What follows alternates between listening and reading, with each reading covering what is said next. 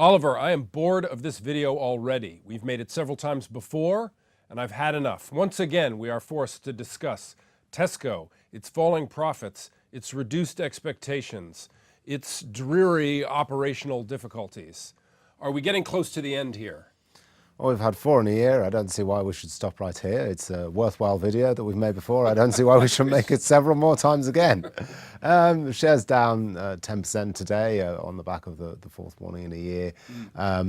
More of the same, prices cut, operational difficulties. This time a part of it is a reaction to the the accounting problem that they had earlier in the year, which they've made a change to the way they receive payments and account for payments from their suppliers. And this change means that for the second half of the current financial year, that's ending in February, the profits will be lower than they might have been otherwise. This is a one-off thing as they regularise their payment, the way they receive payments from suppliers.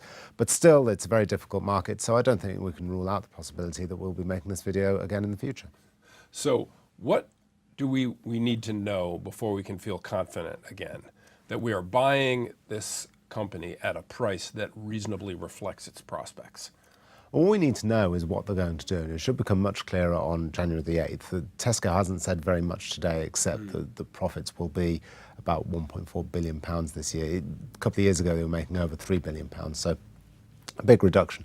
The big date, as I say, they put out is January the 8th. We should hear more about the strategy, but we need to know what they're going to do with some of their peripheral businesses, what they're going to do about the balance sheet, what they're going to do internationally, but most importantly, we need to know where the UK business is heading. Now, Tesco used to make a margin of about 5%. That's down to below 2% at the moment. So before you can have any confidence about what the shares might be worth, you need to have a vague idea, at least, of where the margin might be heading. Is it heading up towards 4%? Will it be down towards 2%? They're the questions that need answering before you can have any confidence that the shares might look cheap. But the fundamental problem, right, is that the market has changed. The discounters operate at these very low single-digit margins.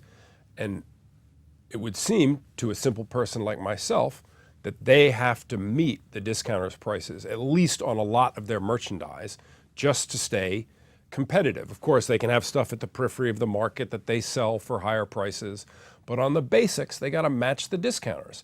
So what can they do? What is the set of options strategically for the UK business? Well, cutting prices, as you say, or as the supermarkets like to put it, investing in prices, which of course is not investing as you and I might know it, it's just cutting prices. Right.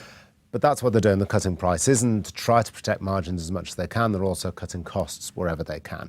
So it might mean that they invest less in their stores, maybe the stores start to look a little shabbier, maybe they cut back on IT costs or head office costs. Certainly they cut back on their expansion, but somehow they've got to save the money to enable them to cut the prices, because whether they like it or not, they are in the middle of a price war and they have to react to it.